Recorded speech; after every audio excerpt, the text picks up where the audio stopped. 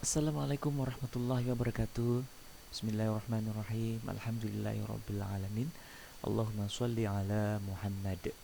Apa kabarnya anak soleh dan soleha? Bapak jumpai, semoga Bapak jumpai kali ini kalian dalam keadaan sehat walafiat. Di pertemuan kita kali ini, anak-anak Bapak kelas 6B, kita akan mempelajari peran Sunan Maulana Malik Ibrahim dalam mengembangkan Islam di Indonesia pada buku SKI kelas 6 di halaman 9 sampai dengan 10. Baik, sebelum kita mulai, sama-sama kita membaca basmalah terlebih dahulu. Bismillahirrahmanirrahim. Di pertemuan kedua kita kali ini, tujuan pembelajaran kita adalah kita akan mengetahui peran Sunan Maulana Malik Ibrahim dalam mengembangkan Islam di Indonesia, ya. Apa peran Sunan Maulana Malik Ibrahim dalam mengembangkan Islam di Indonesia? Ada tiga ya. Yang pertama, mengembangkan Islam melalui jalur perdagangan. Kemudian yang kedua, mendakwakan Islam kepada keluarga kerajaan Majapahit. Dan yang ketiga, beliau Sunan Maulana Malik Ibrahim mendirikan masjid dan pesantren. Kita mulai bahas yang pertama dulu, ya. Dalam melakukan dakwah Islam di daerah Gresik dan sekitarnya, Sunan Maulana Malik Ibrahim pada tahun 1419 Masehi mempunyai beberapa peran penting, ya. Tadi sudah Bapak jelaskan ada tiga.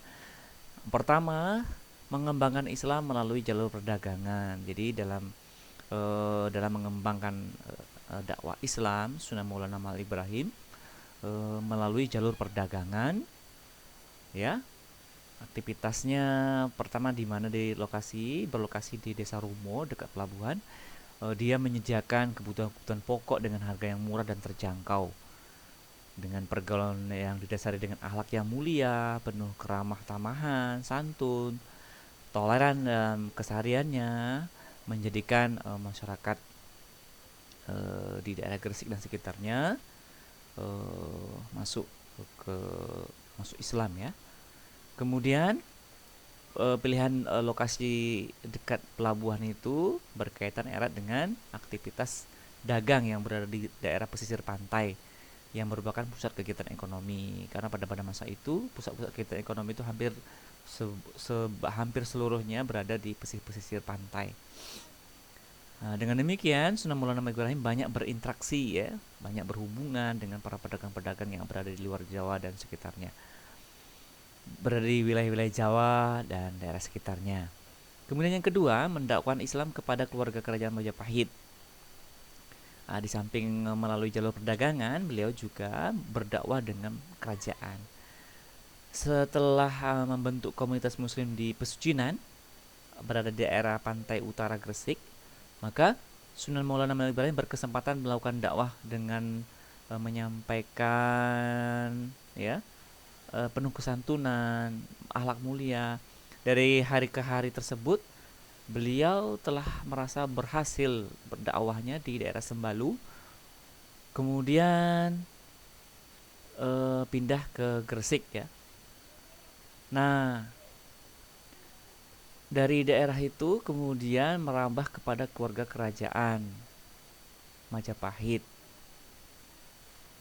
Nah, siapa yang memimpin kerajaan Majapahit pada waktu itu, yaitu Raja Brawijaya. Bagaimana sambutan Raja Brawijaya?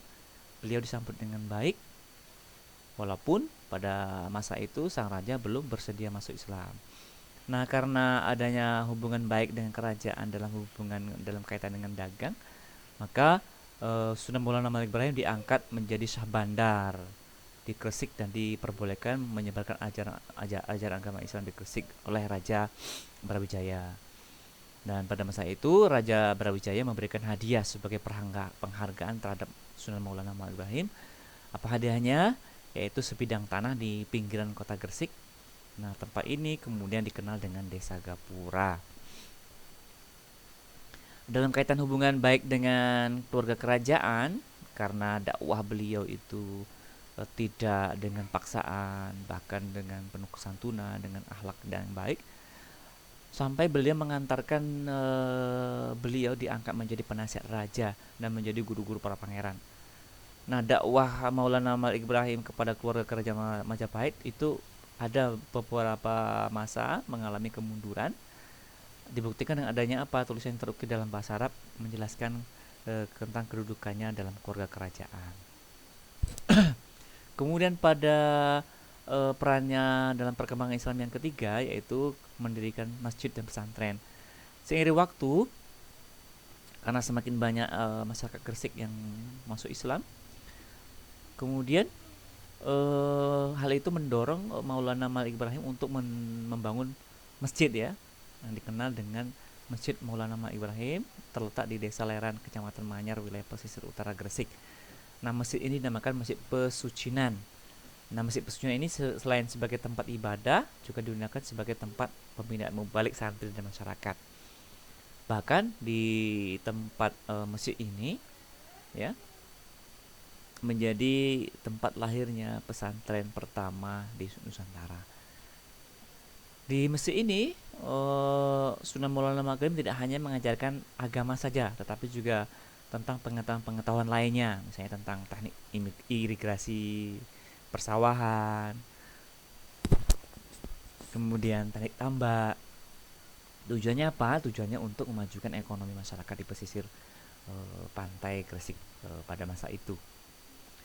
Demikianlah dari ada 3 poin tadi tentang peran beliau dalam perkembangan Islam di Indonesia. Demikianlah pembicaraan kita kali ini, semoga bermanfaat.